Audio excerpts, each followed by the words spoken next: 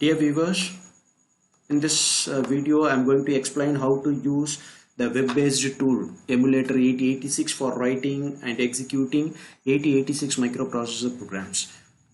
Before going for simulation part, let me explain quickly how to install the exe file and make use of this tool. In Google, just type 8086 emulator. 8086 emulator. Here in the first option, EMU 8086 microprocessor emulator download. Click this. There will be an option called download for Windows. Do click it. Again, one more option will come, download for PC. Click it again.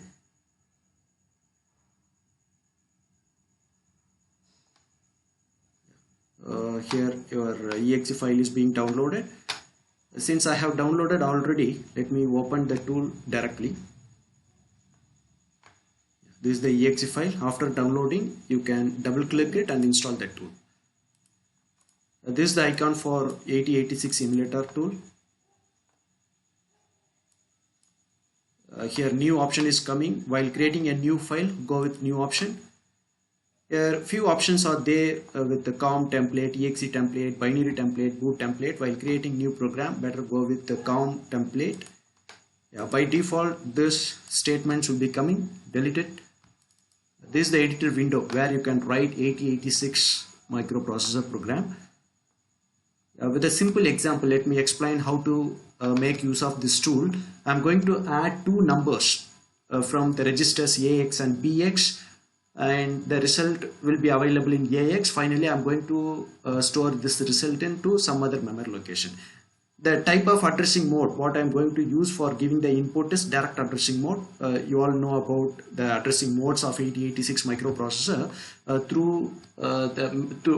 by mentioning the address directly as a part of the instruction. You can go with the direct addressing mode. So let me use this program.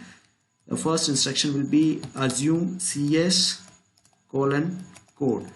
The meaning of this instruction is to specify the register, code segment register for code segment memory. So why I have chosen this code segment? Normally the programs will be stored into the code segment memory location.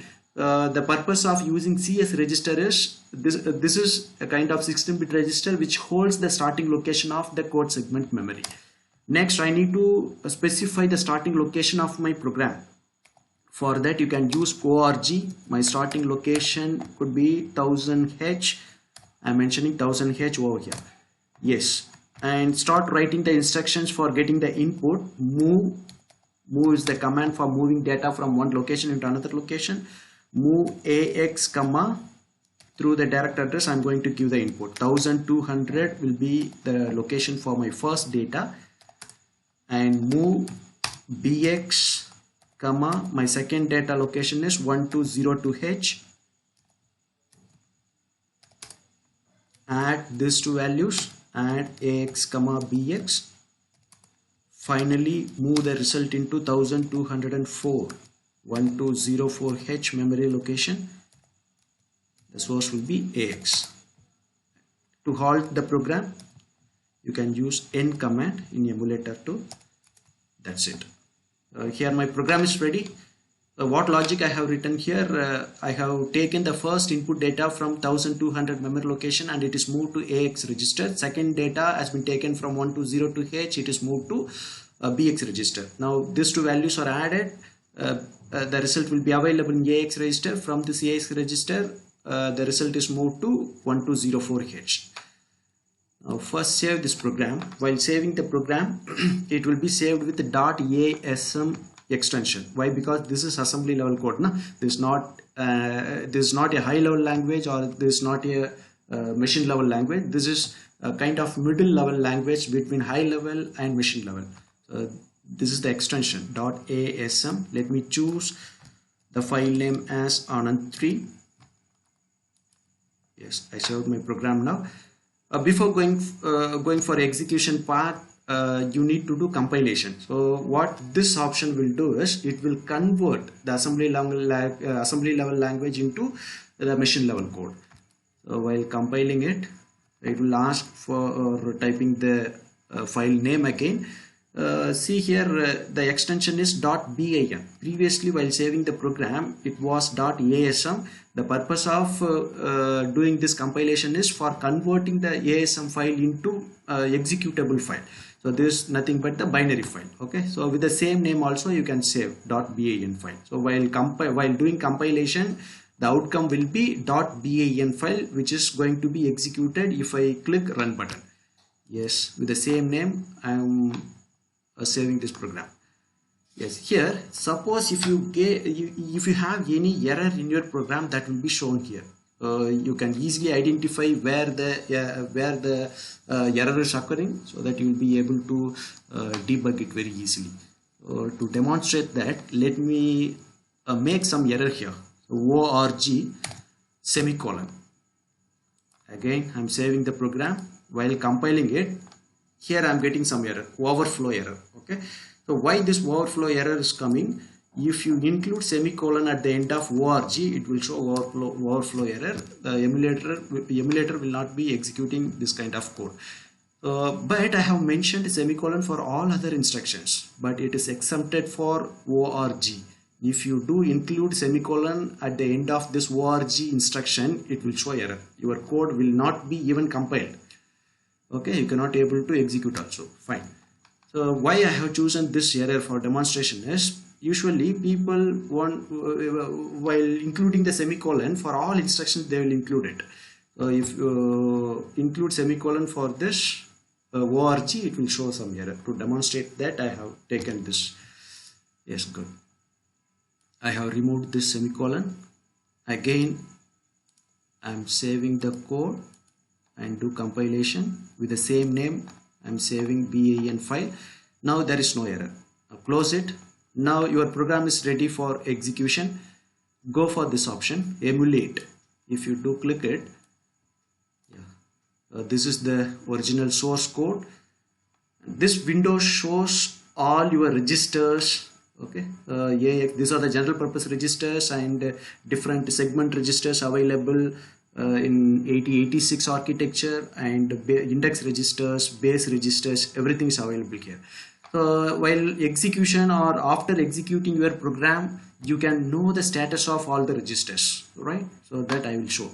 So it depends upon the way of writing your program, you need to give the input. So here in what way I'm going to give the input, I have chosen direct addressing mode, so that I need to give the input data I need to store the input data into the corresponding memory location before execution. Then only the input data will be taken from the memory location and it will be taken for the process. So based on my logic of program, choose this AUX auxiliary tool, left click on it, choose memory. This is the memory window. Now here 8-digit memory address is there. The first 4 digits specifies the code segment. So here what segment I have chosen for storing my program, code segment. And what is the purpose of using CS register? This code is for specifying the type of segment area I'm going to choose for loading my program. This is code segment.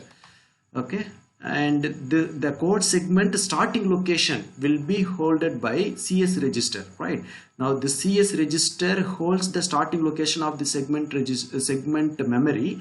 Now by looking at this window, I can see that 0100 is available in CS. What it means? The starting location of the code segment. Okay, so code segment is a part of memory available in RAM.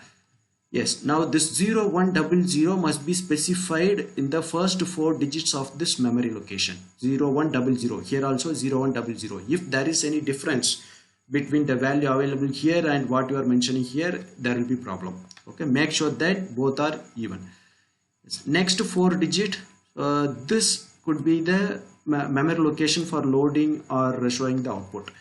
Here I have chosen 1200H as first input data. After typing this 1200 here, click update. Yes, so this is the starting the input address 1200, my first input address available in code segment. Okay, and you can type your input data 1111. 1111 is my first input data, 2222 is my second input data. Why I have typed continuously here, the first input address is 1200.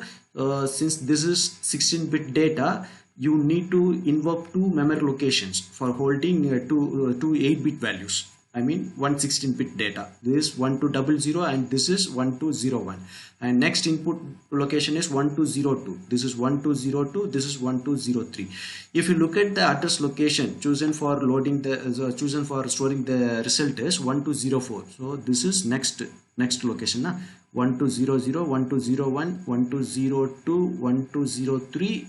This is their location for storing my result, 1204, 1205. Right now it is not coming. After loading the input, just do update. Now you have written the program, you have compiled it, and you have given the inputs also. Now you are ready to execute the code. In this window, click run option. Your program is executed. Now after executing my program automatically, here the results are updated into the memory location 1204. This is the lower byte of the result 1204, and this is 1205 location which has higher byte of the result. Okay, see here, these are the status updated after the execution. AX will be holding 3333. Why? Because after adding two values, the result will be available in AX, and BX is holding still the second data 2222. So like this you can check the values of all the registers and memory locations like this. Thank you very much.